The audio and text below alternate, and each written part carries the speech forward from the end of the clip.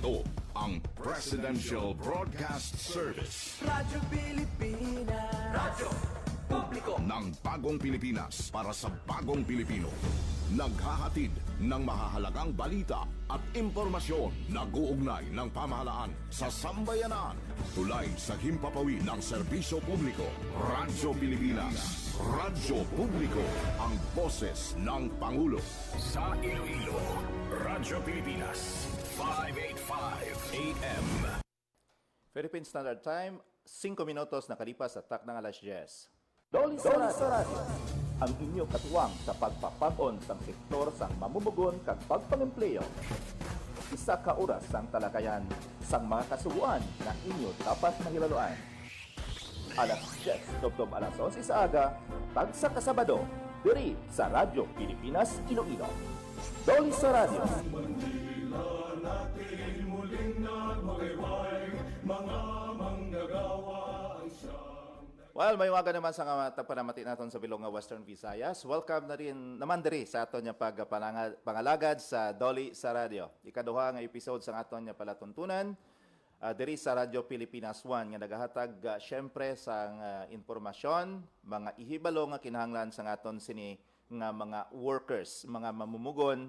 Kaya ang tinutuyo sa aton nga programa is empowerment of the workers. Naintindihan ginaton nga sa pagpumuno sa aton Regional Director Attorney Sixto T. Rodriguez Jr.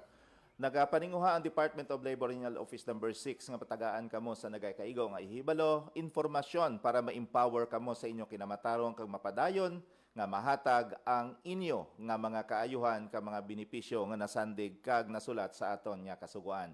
So today is February 21, no? Ikaduhang Sabado or ikatatlo nga Sabado sa bulan sa Pebrero kag ikaduha nga Sabado sa aton nga pagpangalagad. So nagligad nga Sabado, we talk about wages. Upod sa aton nga bisita si Attorney Vernon Joquino sang Regional Wages and Productivity Board or RTWPB. Subong naman nga episode sa aton nga pagpangalagad, hibaloon naton ang pila ka mga programa sa Department of Labor and Employment. May kaangtanan sa construction, no? Kay manti na hibaluan naton nga ang construction is one of those booming industries sa aton nga pungsod. Pero may mga programa kita diri nga nagahatag sang ginatawag nga safety kag subong man kaayuhan sa mga workers kag iban pagid nga mga kliyente naton nga naga-engage sa ginatawag nga construction industry. So today we will know kung ano ang ginatawag nga CHSP program sa Department of Labor and Employment, amo ining Construction, Health and Safety Program. So all of this, kag mapadalman naton ini, ano ang benepisyo sini sa mga kliyente, anong benepisyo sini sa mga workers, which is the primary concern sa Department of Labor and Employment. Ano bala ining CHSP? All this and more, upod sa aton nga pagpangalagad, upod man syempre sa aton diri nga bisita sa aton nga pagbalik. Oras, alas 10:08. This is a public service announcement. Discipline is the key. Umiwas sa aksidente sa daan. Ang pagmamaneho ay may kaakibat na responsibilidad, hindi basta mapaandar lang ang sasakyan. Kilatisin ang sarili. Ang kahandaan sa manibela, siguruhing inyong konsentrasyon ay hindi magagambala. Importante rin na ating laging isipin. Init ng ulo ay huwag pairalin, bagkus kaligtasan ng lahat ang siyang dapat unahin. Isang mahalagang paalala. Mula sa Presidential Broadcast Service at Radyo Pilipinas, Radyo Publiko, 738. This is a public service announcement. Public service announcement. From PBS, Presidential Broadcast Service at Radyo Pilipinas, Radyo Publiko, 738. Time to celebrate kulturang Pinoy. Tradisyon, musika, sining, literatura at iba pa. Anything and everything fun and Filipino. Ito ang Pinoy Kultura. Isa sa mga napakagandang alaala nung bata pa ako was visiting Luneta, running around the well-manicured park, staring up at the Rizal Monument, wondering sino kaya siya at bakit may memorial siya. Yung higanteng relo. Aba, I made sure to pull my parents so I could stare at the floor clock. I couldn't even read the time then pero tuwang-tuwa pa din ako. At eto ang mas nakakatuwa sa Luneta, we didn't really need money to enjoy the park. It was for free. namamasyal pa sa luneta nang walang Yan ang Pinoy kultura because our culture is cool. Oras sa pagpangalagad sa Dolly sa radyo, 10 minutos na nakalipas sa takta nga, Jess. Of course, makita niyo sa inyo widescreen karon ang aton niya bisita nga mag-eksplikar sa aton ka makapadalom sa programa sa Department of Labor and Employment ang ginatawag nga CHSP or ang Construction Health and Safety Program. Without much ado, i-introduce ko sa inyo ang aton niya bisita. He is one of those salandigan sa Department of Labor and Employment Region 6 sa inspection program no sa Dolly kag of course eksperto gid sa HSP program. Upod naton sa sining matinion si Engineer Robert Bob Onde, ang Senior Labor and Employment Officer sa Dolly Region 6. Sir Robert, good morning. Welcome sa pagpangalagad sa Dolly sa radyo. Yes sir, mayong aga sa tanan taga Palamati. Sa sini nga programa no. So thank you very much sa pag-invite sir. Okay. Sir, we understand nga ang CHSP do programa ini may kantanan sa construction naton. So ano sir ang ginatawag nga sa HSP program naton? So una sa tanan no, ang programa ni amo ni ginatawag Construction Safety and Health Program. So it's Dolly Department of Labor program nag-start ni during there is a department order or Dolly issuances na issue way back pa nung 2011, that is DO 13 series of 2011 na sinasabi doon sa department order na lahat po ng construction activities na ginagawa on a Philippine soil is dapat magkaroon ng isang programa na nag-ensure po, naglantaw nga ang tanan nga safety protocol sa isa ka activity sa worker mismo is na naganap o ginawa nila talaga. Because ang issue dito sir is ang safety ng worker. Alam na balota tanan nga ang isa ka construction activity is mataas yung kanyang hazard. Meaning sa hazard, lahat po ng sitwasyon na maaring maidulot sa isang worker sa isang aksidente. So by records po sir is ang construction industry isa sa mga mayroong pinakamataas na fatality sa activity, sa paggawa. So, mayroon tayong national record na number 1 po talaga. Maraming namatay, maraming nahulog, maraming major accident na nangyari sa isang worker. Doon po nag-start na nung nag-regulate na po yung Department of Labor, isubmit na po natin through a form of Construction Safety and Health Program po. Okay. So, meaning to say nga ang CHSP program is geared towards the safety sa mga workers. Yes, sir. Okay. So, we understand, of course, ang hambal ko na kainang nga booming ang industry sang construction sa aton subong, no? And of course, to protect sa mga workers, may ginatawag nga CHSP. This is a regulatory program, sir, sa nga Dolly? Yes, sir. Sabi ko nga, hindi po pwedeng mag-umpisa ang isang trabaho sa construction site kung hindi po aprobado yung kanyang programa sa safety sa Dolly. Okay. Ano nga mga projects in sir? Pang private or pang public or private lang? Lahat po ng activity basta construction is covered. Even po na ang may-ari ng isang construction is government, eventually po kasi sir ibigay niya kasi yan sa isang private company. So magiging private po yung yung isang construction activity. Okay. So you mentioned kainang ang construction industry is one of those nga may mataas ang una sang fatality, no?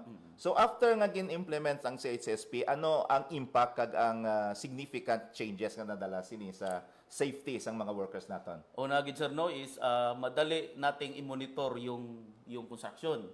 Kasi po, pag mag-submit ng Construction Safety and Health Program ang isang contractor, let's say, subcontractor or owner man siya, makita namin na ang lokasyon niya, kung saan siya gumagawa. And then, alam natin, ensure yung Dolly na meron talaga siyang ginagawa in terms of safety. Like example, mga protections ang worker. So, eventually po, after ng several years na pag-implement ng programa is nabawasan naman po yung mga aksidente. Okay. Let's go to sa little specific, sabi, no? Before gin-implement ang CHSP, and after nga na-implement ini, ano ang mga gin-implement gid sa Doli? Example, no? Sa workers nga nagatrabaho sa mga buildings.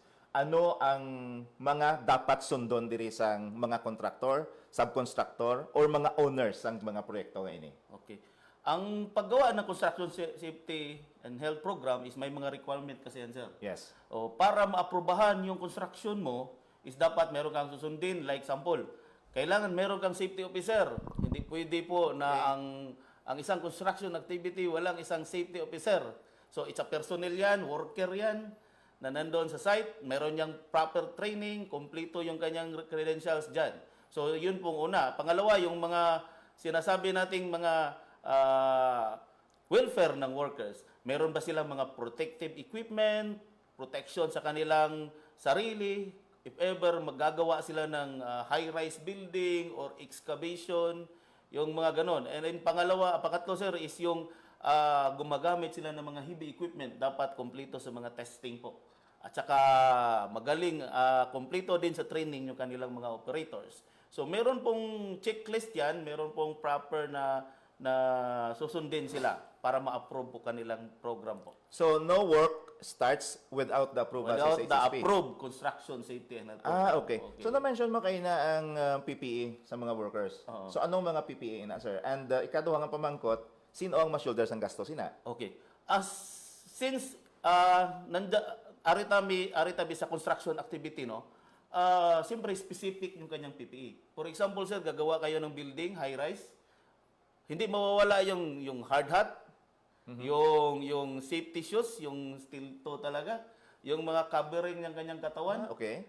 protection sa mata, hindi mawawala yan. That is basic yan sa mga construction activity. Yan po.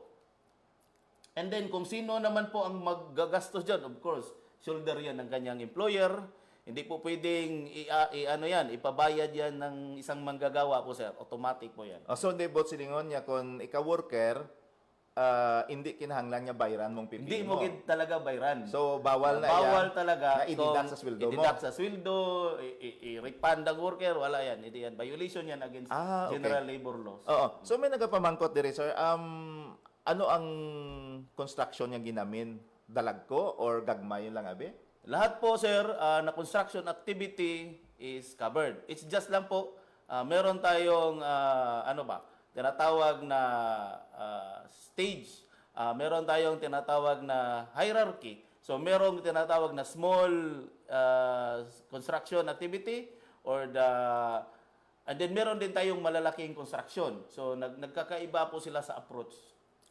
Okay. Pero covered inatanan. Covered tanan as long as it is a construction activity. So para ginina sa mga workers. Para sir sa mga workers. Even magpagawa ka lang ng bahay kasi meron kang worker dyan, at least 2, 3, covered pa rin yan. Okay. Sa mga safety officers ninyo, pila ka bilog nga mga empleyado ang engaged sa construction industry para employ kag mag-oblige kita may safety officer?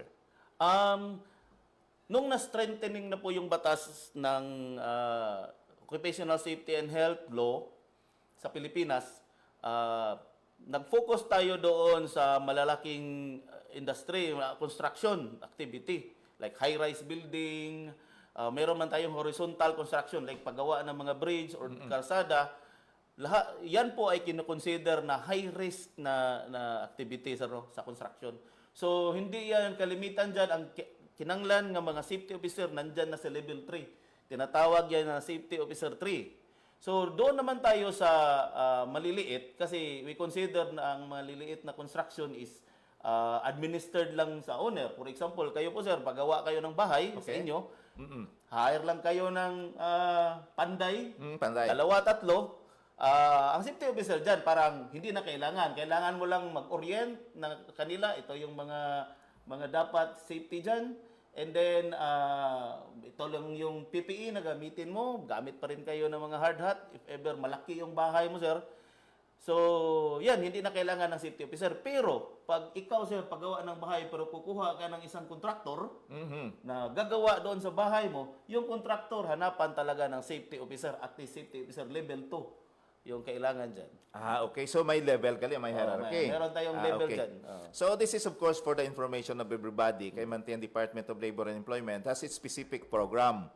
May program ini sila sa mga medical and health workers, may ara sa mga non-formal workers. And today we focus on the construction, no, workers. Manti sa nahambal ni Sir Robert, ang construction industry is one of those risky gikatama kag hazardous gidi ang klase ka trabaho. And so para ma-prevent ang kung ano nga mga insidente dira, ang Department of Labor and Employment ang nag-develop sang programa, regulatory program, agod man nga ma-minimize or if not totally ma-eradicate or madula ang hazard kag ang risk or ara gina ang hazard kag risk natural man na sir no o ara gina pero at least ma-minimize ang mga incidents no nga usually nagakatabo due to negligence man kag kakulang sang preparasyon. So ang CCSP sir ma-consider natin niya preparasyon ini. Of course, sir. Doon kasi, dito na to makita kung ano ang level ng kaalaman ng isang constructor o isang contractor sa safety. Kasi doon niya ibutang, i-document niya po ang lahat ng policy. Ano ba ang policy niya kung storihanta ang isa ka construction? Before siya ma-start, may ara ba sila ng mga storya danay or mga orientations ang worker? And then sino ba talaga ang mag-supervise kung ito yung PPE na suksukin mo o isuot. So, dan po papasok yung safety officer. And then yun nga sir, ang Department of Labor nag-regulate, ipasa mo yun, ipaalam mo sa amin na ito yung construction mo. O doon kami mag-decide kung kaya mo ba i-implement ang safety doon sa construction site mo. Okay. So after sa CCSP, dira na mauntat ang trabaho sa Dolly or hindi pa? Hindi pa. Hindi pa, sir. Okay. The moment kasi na mag-approve kami ng isang construction safety and health program, na monitor ka na namin. So, yes, sir. Inambal mo ko yun na it's easy for you for monitor. Kaara na butang mo. Kung diin, anong project mo. Okay, sige, go. Mahimo na siya nga database sa office. So, merong, for example, mag-submit ka ng approve namin. After several months or several weeks, pupuntahan ka namin, sir, to verify sa iyong pina-approve sa amin na construction safety and health program. Kaya yung construction yun, hindi man matapos isa lang kasi mana mo, no? Hindi na. Mostly mga 3 to 4 months or may yung mga malaking project, more than a year to 3 years. So, both silingon kaya ang CCSP daw launching pad ina for your monitoring. So, lang tawon nyo kung ang ginplastar nila sa programa, ginsunod, gid. Okay. So, may inspection pa ka mo dirang himuon. May inspection, may monitoring, i-verify namin kung ano magipang wakal mo to, pang sinabi mo doon sa CCSP program mo, yun ang i-verify namin. Okay. What if ang isabi ka construction company, sir, wala gid man siguro kakatabo, no? Pero what if abi kon nag-construct lang siya nga wise ang CCSP. Okay. Why pabalo ang Dolly? Dami nga pa mangkot mo, sir. So, actually, maraming instances na ganun. Now, una sa lahat, it's a personal responsibility sa isang contractor, no? Alam mo, hazardos yung ginagawa mo. So, una, kung hindi mo yan i-document, hindi mo yan ipa-approve, ibig sabihin wala kang alam dyan sa safety. Now, ngayon, kung may alam ka man, gusto mo lang mag-violate. Gusto mo lang mag-violate. So, ito ang problema dyan. What if kung merong reported accident sa area mo? Ngayon. So, kung storyahan ta ang isa ka aksidente, sir, hindi naman siguro yan na isolated lang sa iyo. Baka posibleng magreklamo pa yung tao, pupunta ng Dole, sir, aksidente ako sa isang company, construction yung trabaho ko.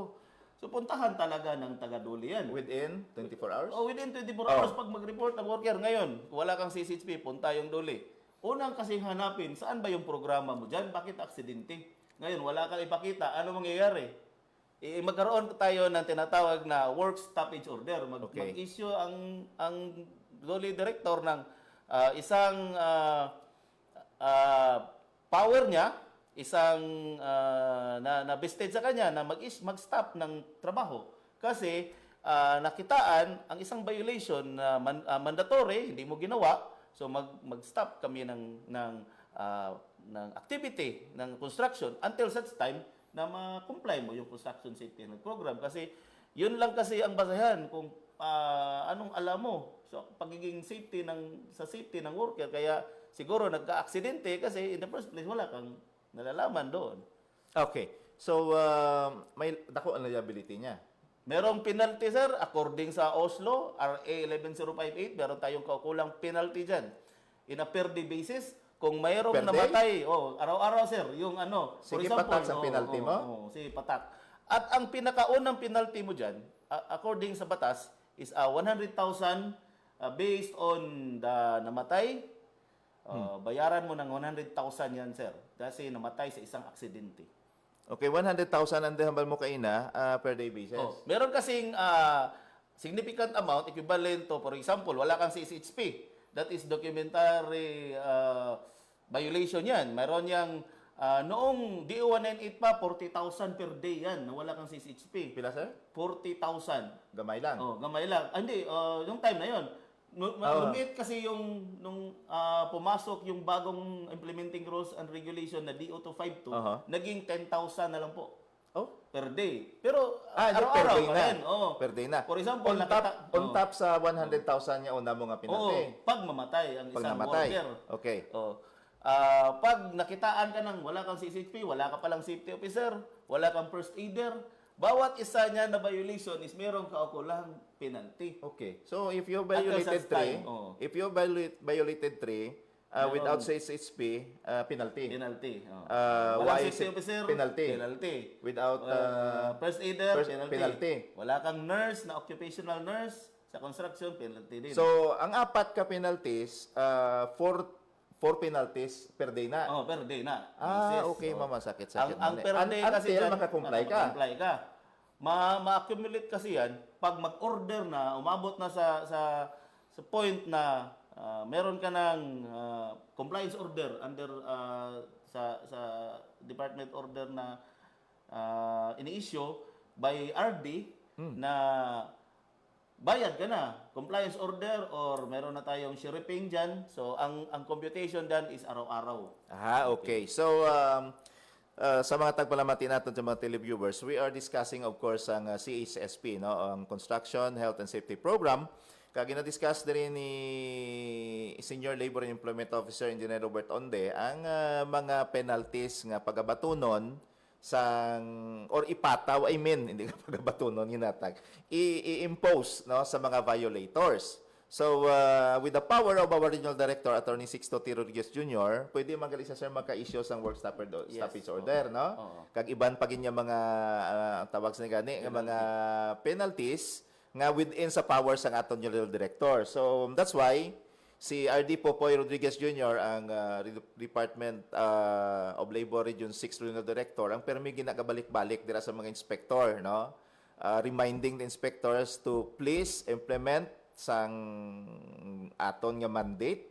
Kaya ang ginaproteksyonan mismo sang aton RD, Regional Director Attorney Sixto Popoy Rodriguez, ang safety sang aton nga mga construction workers. So, hindi lang nagaumpisa ang trabaho sa Doli sa CHSP sa inspection kag hasta matapos ang trabaho. Kag masakit magali ang penalty kay kon may violation kada, per violation mo daily basis ang patong sa imo until nga ma-comply mo ini. So, na-mention mo kay sir ang ginatawag naton nga risgo, no? Sang mga contractor naton nga way nga wala sang CHSP.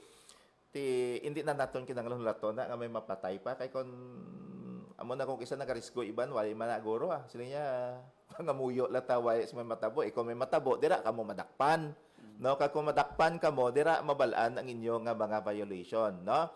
So na-mention mo kay sir ang inatong work stoppage order. Ang iba naghambal nga sa work stoppage order base kun wala sweldohon dira ang mga tao, ang mga employer, ang employee, ang mga workers, I mean. Okay, sir. nami naman na nga pamangkot no kung may instance gyud ya, sir, nga mag-issue si RD ng work stoppage order. Pero hindi na sir sa napatay sa worker sa construction, no? May ibang pa niya cases nga maka-order si RD Popoy Rodriguez ang work stoppage order. Oo, may ara, sir. Basta ma-prove naton ang ginatawag na imminent danger. Ang imminent danger kasi, pag mayroong napatay, na-prove kasi yan. So napatay siya because of the accident. Pero this is still in relation sa CHSP, Construction and Health and Safety Program magyapon. So ano tawag nga imminent danger man? Ang imminent danger is kung makitaan ka ng ang evaluation kasi dyan, sir, is maglantaw ka sa isang senaryo, for example, construction, na anytime para sa imo is pwedeng mamatay. For example, nagtrabaho sa high-rise building. Doon nga sa taas, nagtrabaho siya doon, walang PPE. Pagwa isang harness. Wala harness. Ang harness amo nang higot sa lawas, no? Higot sa lawas. Ako mahulog ka, hindi ka. Kung nyo imagine kung mahulog ka, wala nang sinasabi dyan, hindi mamatay. Patay ka talaga. Base sa observation mo lang. So amo nang imminent danger. Yan ang imminent danger. So, pag ganun, ang imminent danger, kaya magsabi ang RD na stop mo muna yan kasi nandyan pa yan, nagpinatrabaho mo, wala kang PPE, stop ang trabaho. So, yan po. Once mag-issue si RD ng work stoppage order, walang trabaho ang worker, yung tanong, ang mamangkot mo, sir, kung may sinong magsweldo. Kaya sir, iba niya mga workers, basi kung nahadlok, manugid, bala nga, why sila harness, kay mag-work stoppage order, basi sa isip nila, tay ano ang sweldo namon.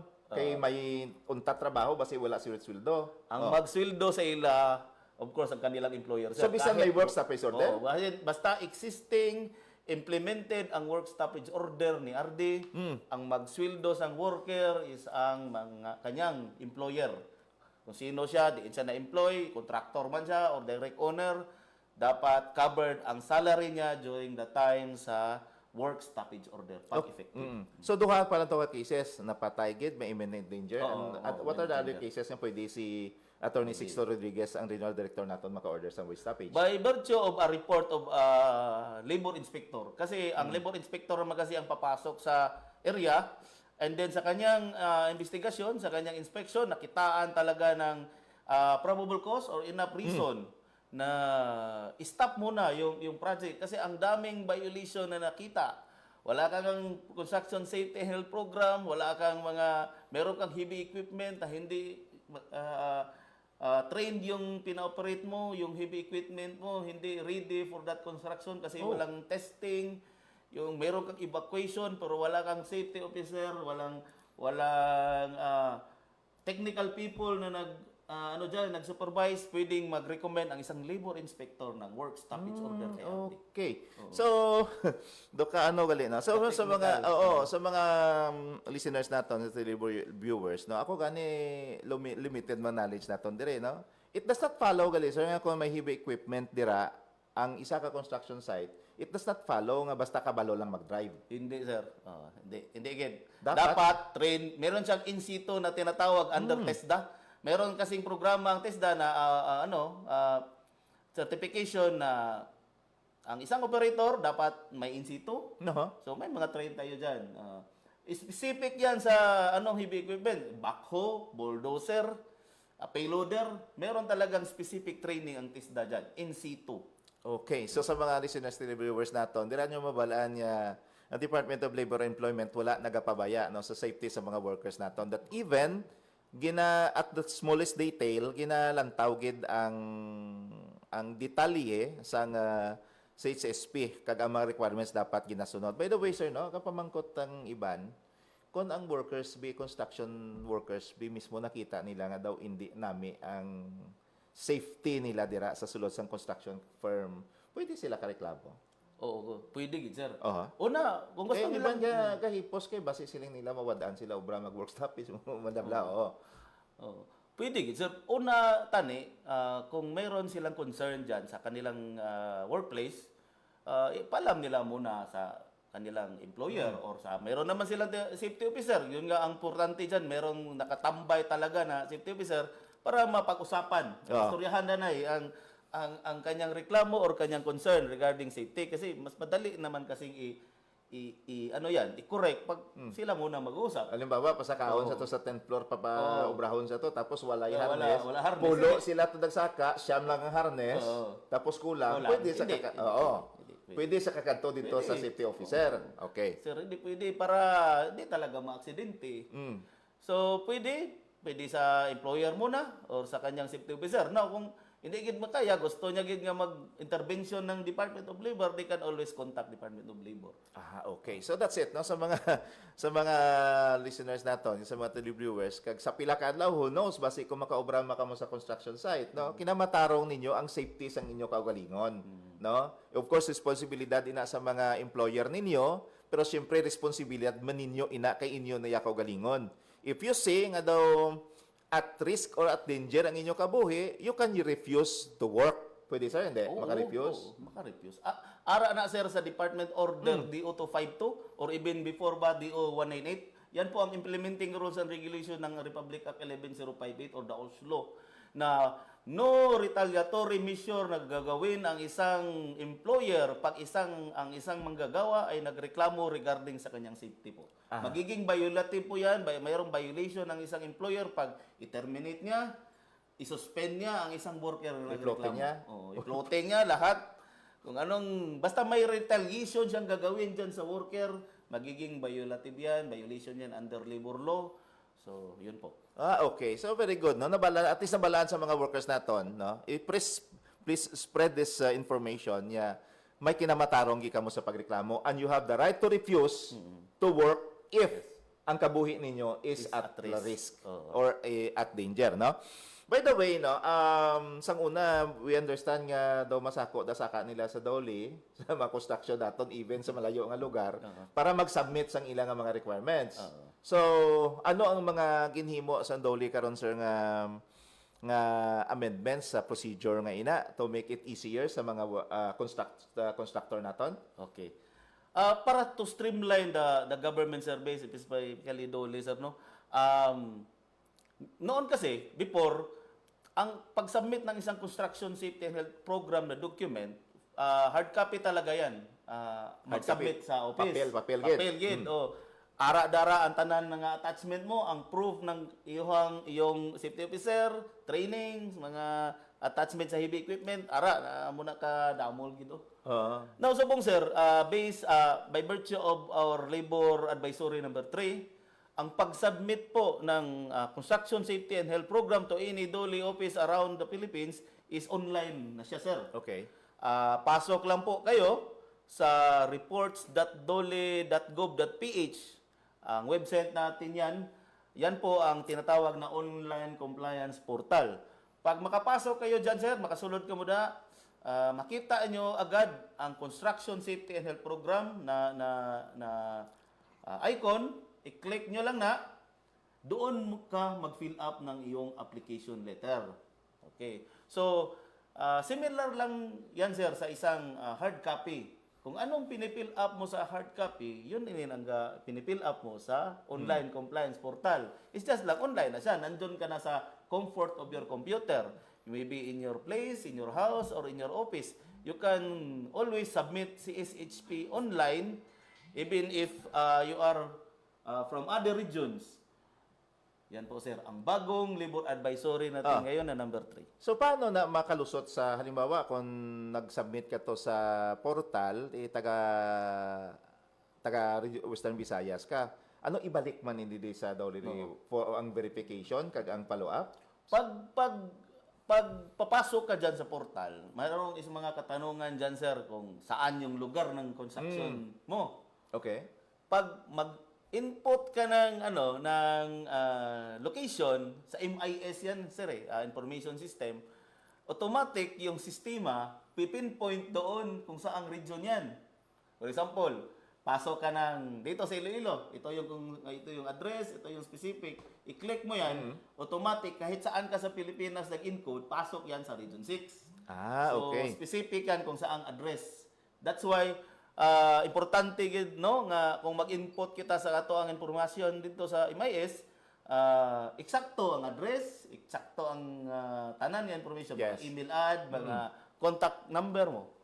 Kag of course ang imo nga mga requirements dapat anong tawag sa nagani true gid ay. Oo. Kay in the long run pag inspection mabalaan man nagyapon kung ginpiki mo lang papilis mo. Okay.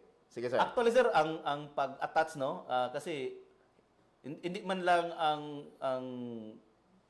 i-fill up mo doon, hindi man lang ang application form. Meron ka pang kailangan na i-attach na credentials. Example, ang training ng isang safety officer, pwede mong i-attach doon. Yung kasi usapan ito ng mga contractors, yung pick-up license mo dapat available. Correct. Oo, tinatanong doon kung ano bang number ng pick-up mo, anong level na pick-up mo. At saka kailan yan ma-expire, napaka-importante, nandyan yan sa tanong. So yun po, dapat kumpleto ka. And then yung mga the rest attachment po sir, kasi hindi naman kasi mas hulod na yan kasi malaki na yung megabyte dyan.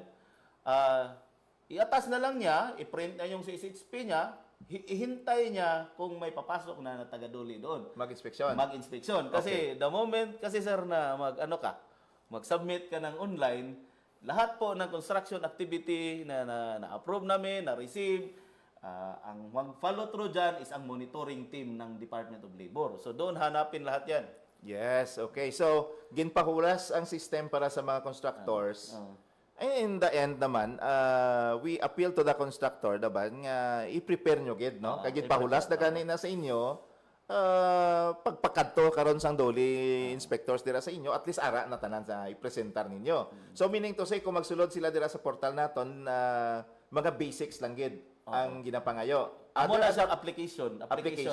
So other attachments makita lang na kung mag-inspect na kamo ang inspector. Dito na namo na siya pangitaon. Unlike before sir nga lahat talaga ng attachment hindi kami mag-approve, hindi tayo mag-approve kung wala 'yon. Ngayon ang sistema sa online ang ano lang muna, ang application form mo and then other attachment na medyo importante like yung pickup nga, yung safety officer. Ito yung safety officer namin. So there's no reason. There's no reason naman siguro nga ang application lang to anay ninyo ang ipasa nyo pabayaan nyo iba nga requirements dira.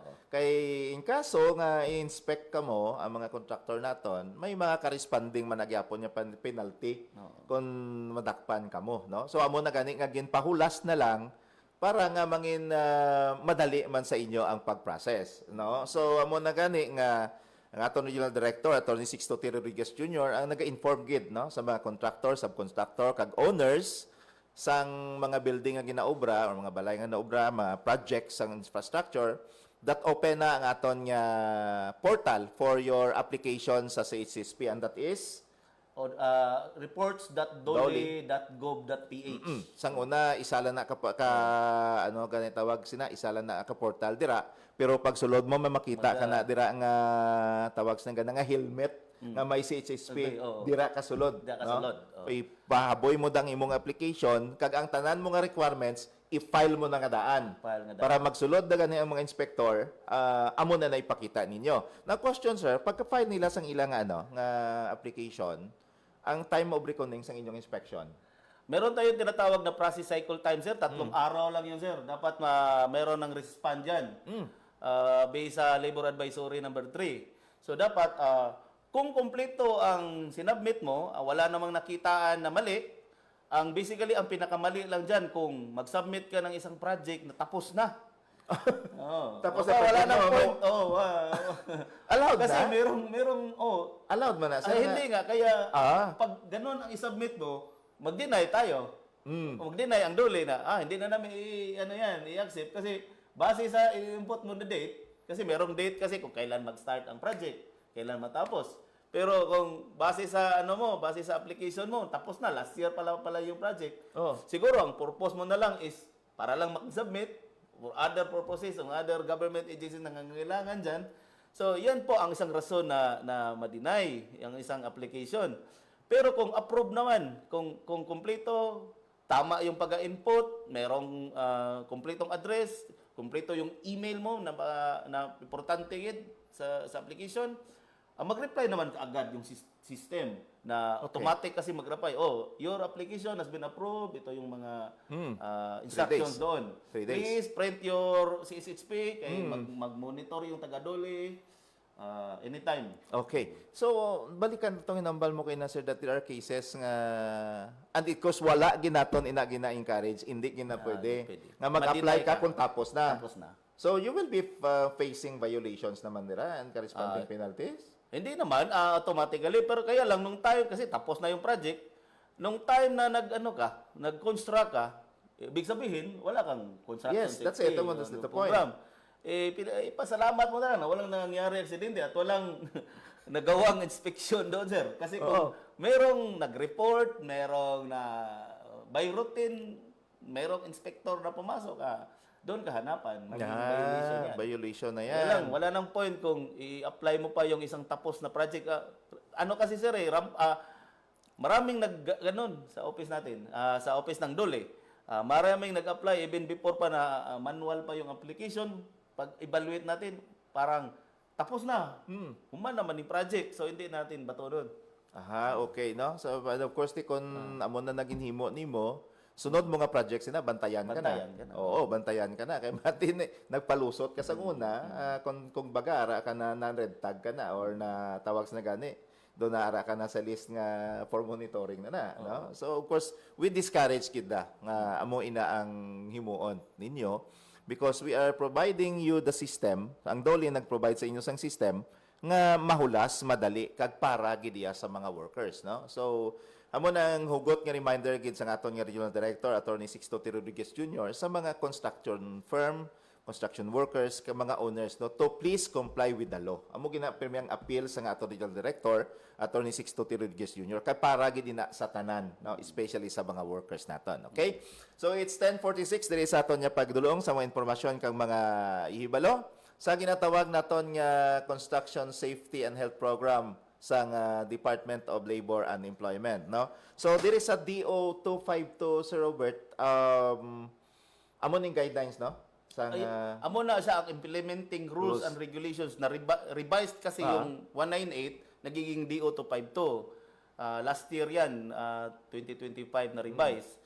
Ang implementing rules ng RA 11058 amo ng Oslo, sir. Yung batas talaga natin. And of course, waay ina mahimo ang revision kung waay ang Dole nagpatigayon sang consultation. So amo ng beauty sang Dole sang tripartism program sang Dole and social dialogue kay ang involvement ang ginatawag nato nga mga stakeholders kina-consider gid. Before magpatuman ang Dole sa mga policies, sa mga implementing rules and regulations, ginapamatian gid sina ang mga employer kag ang worker side, no? And kung ano ang ma-input nila nga useful at beneficial to both parties and to the program, gina-include ina sa Dole. Sinong DO 252, sir, last year lang ini na-implement, no? Yes, sir. Oo. But bangod man sang prior consultations. Diri sa Iloilo doon nag-consultation man sila diri ang Bureau of Work and Condition mo, no? Upod sa RTPC kag mga construction companies dito sa isa ka hotel with you upod katugani, sir. So ano sir mga if you can recall, ano mga features nga daw ginbag-o gid? Ang pinaka salient feature na nagpakaiba kasi ang una kasing implementing rules is DO 198 series of 2019. Dugay na to. Na change siya into DO 252. Ang pinaka-feature dira sir is medyo specific kasi ang DO 252. May ibang requirement pag itong klaseng industry, for example, construction industry lang. Mas maraming safety officer na kailangan per number of workers. Mas mataas yung kanyang level kung construction industry. Kung dito naman tayo sa agriculture, iba naman. Iba naman nun yung requirement. At saka dito sa, for example, medical na business or medical na industry. So, yung mga hospital, yung mga health naman dyan ang focus. So, yun ang pagkaiba kasi specific na siya. Iba-iba ang needs. Iba-iba ang needs. Oo. Yun ang halimbawa, picture. kung sa medical ka, ang hazard doon is mga health naman. Contamination, infection, mga biological hazard. Yun. So, kasi nagkaiba sila, yun ang gandahan ng DO 252 kasi hindi na magulo, hindi na ma-specific na talaga yung Hindi requirement, general. hindi na general. Yung previous na DO natin, na DO 198, general pa kasi yun. So ibang requirement pala ng ibang industry compare sa construction industry or maritime or hospital or medical. okay. Kaya nagkaroon ng magandang feature yung DO 252. So, ibig sabihin, meaning to say that DO252, Department Order Number 252, is specific to sa answer the needs of specific industries. Okay. So, that of course, naging madali man ang trabaho ng mga labor inspector. Walang complication. Walang complication. Para hindi parehas ng relasyon. Hindi. Sa relasyon kasi may complication. Ganun ba?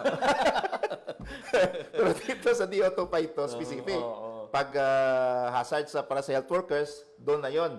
Pag construction, diri lang yan. Kung sa mga agriculture, fishing, maritime, iba-iba sir, lahat ng mga kinakover niya, lahat ng almost hindi man even the emerging industries. For example, mga BPO or mga work from home or mga sharing of offices, mayroong sariling specification or requirement sa safety.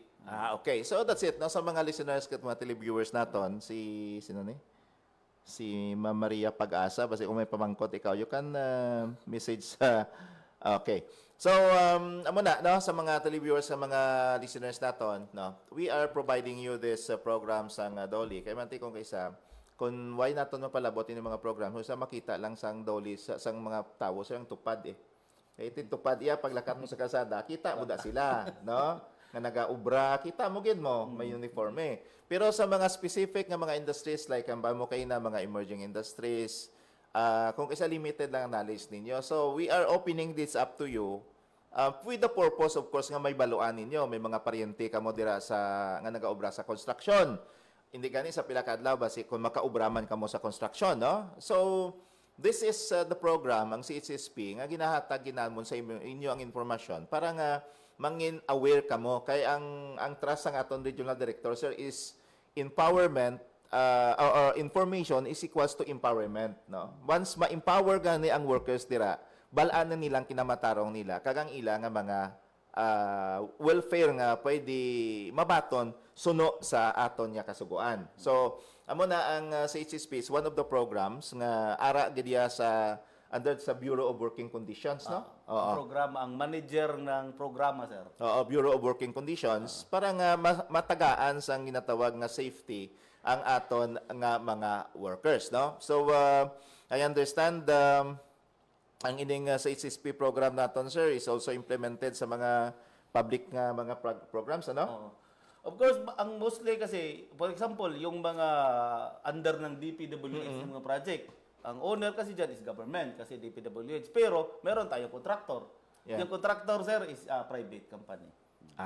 Okay, no? So of course, this is one do nakita ko bala, no? Do bisan sa construction work lang sir. Do gina-professionalize man naton ang mga workers, ano? Kaya isang una kung makita naton long time ago, ang mga building workers na isang una nagauba pa kadi bayo na mo. Kung mag-mix na sa simento, di ba? Oo, sang una machimpo ang mga taon sa o kisa sang una mga workers sang una nga chimpo sang wala pa gatiniil na, correct, no? Saka tos babaw sang sang hindi na iya pwede. Hinahaboy-haboy pa din lang balde kung isa, no? So, mga imminent danger man kung mahulugan ibang dalom abi karon. May proper na protocol na ang mga diyan mga contractor. This is of course haboy balde. May mga may lifting na. So hindi na niya pwede subong? Hindi na. Okay. That's the dangerous occupation. Ginlantaw man tamana maski amo na sir. Dapat nga ang purpose mo nga gahaboy ka dito, dapat gamit ka ng ng elevator or lifting equipment. So tiningnan natin diyan. Okay. Curious lang ko blaster, no. Halimbawa galabay lang bi ako nga why ko labot sa construction, di man ko construction worker, tapos nakita ko bi karon niya do may danger gid. Do I have the right nga mag-inform sa Dolly? Of course, sir. Magandang isa yun din sa magandang tanong. Ano ba ang involvement ng public ng bystanders? They can always report sa Department of Labor. Of course, huwag nila munang pasukin kasi wala silang jurisdiction. Ang may authority dyan is Department of Labor. Report sila tapos bigay sila ng specific na details kung saan yan, anong oras yan nangyari yan, automatically mag-respond tayo within 24 hours. Within that, immediately. Oo, kung ba, may mga cellphone man sila, Oo, bawa, send ka rin. dito sa babaw to karon nagalatay-latay sa ano kaning English ang tambara na sang scaffold. Oh, scaffold. Oo, tapos wala sa harness karon no, sa helmet. oo. Tapos makita sang work sa nagalabay standby lang da, pwede din pa-picturean, dokumenta. Kahit bystanders ka lang, concerned citizen ka, tugunan yan ng Department of Labor. So I like the Importante term, yan. no, community involvement. Community involvement. So amo nang isa man ka, you see, this is one thing man nga ginahatag gid sang Department of Labor and Employment sa inyo, no, ang programa para sa ginatawag naton nga public awareness man. Kay mati mambalba ida, why magtlabot ila man na construction da? No. As a public or citizen, we have that moral obligation man to protect sang mga workers naton. Why ta kabalo basi wala man ya kabalo ang safety officers nga nagsaka lang sila dito, no? So we have of course that obligation kag ang public can inform doli about it para makorek man ang dapat i-correct kag maproteksyonan ang safety sang mga construction workers naton. So kanami no, sang mga amuni nga mga venues in which we empower hindi gilang mga workers naton kundi mismo ang public. Oo, kay manti we are living in a community nga dapat manugbantay kita sa welfare sang aton nga mga kauturan sa Robert. Yes. Even ang even kasi mostly kasi ng mga construction lalo na yung mga high-riser, partly involved din kasi yung public safety. Kasi nandyan sila nagko-construct sa gilid. Mayroong mga dadaan sa daan, mayroong mga anytime pwedeng may mahulog na mga heavy for example, mahulugan ka ng mga tools, mga materials. Kaya kailangan ng net yung isang high-rise building. Kasi involved yung public safety dyan. Mahulugan yung ibang tao. Merong mga ibang senaryo dyan na nangyari sa ibang lugar na aksidente yung dumadaan lang doon sa construction. So parang part ng program kasi, i-protect mo rin yung public. Okay. Talking about that, sir, halimbawa, kundi may makita kita ko isa nga mga construction, ang iban wala nets, bala? Wala. Is it within man sa mandates ng Dole? Oo. Kaya nga ang program, yung sinasubmit nila Construction Safety and Health Program, pag sabihin nila itong construction namin is a 10-story building. Hanapan namin doon sa kanilang programa, saan ba yung programa sa net? Sa scaffolding. Doon kami technically critical. Kasi isa sa mga gin-consider, how about the public safety? How about kung may mahulugan na sasakyan dyan? May hulugan na tao na dumadaan. Oo. Okay. Oo. So, with that... yung program kasi, yung kabuuan, lahat ng programa mo. So, with total the while, maghambag kita sa SSP, within lang confines sa sulod sa construction site para lang sa workers. Hindi para sa public man. Involved yan. Requirement yan sa program. Kasi depende sa klase ng construction mo. Kung high-rise, of course, meron kang scaffolding, meron kang net dyan, meron protection. Hindi lang sa workers mo, kundi sa public man. Part Okay. yan. So, kung isa mo naman na mislok sang iban niya mga kontraktor, kay ang worker lang inapokusan nila. Pang public man gali, ang CSSP. Hindi pwedeng lang. Dapat siya, kabuuan, holistic yung kanilang safety and health. Okay. So sa mga listeners naton dira, that's why nga na-mention naton kina ang public involvement, it's because concern man ang public safety dire. Public safety. Okay. So sa mga listeners naton, sa mga televiewers, this is one thing man, no, nga kung kita niyo dire may mga construction yung isa nga wala sang net, tapos gakarahulog na dang bato sa kilid ninyo or di gini nahulugan ang balay ninyo, pwede ka mo maka-inform sa amon sa Department of Labor and Employment, no? Kaya haton nga Regional Director Attorney Sixto Popoy Rodriguez hindi ginamang duwa-duwa nga maghatag sang immediate action para maproteksyonan maini. Kad man this is still within the mandate of the program sang CHSP, Construction Safety and Health Program naton. Okay. So kalapad mangali, no? Amo ning sa nambal naton kaina nga if we are not informed about this program, we don't also know our rights.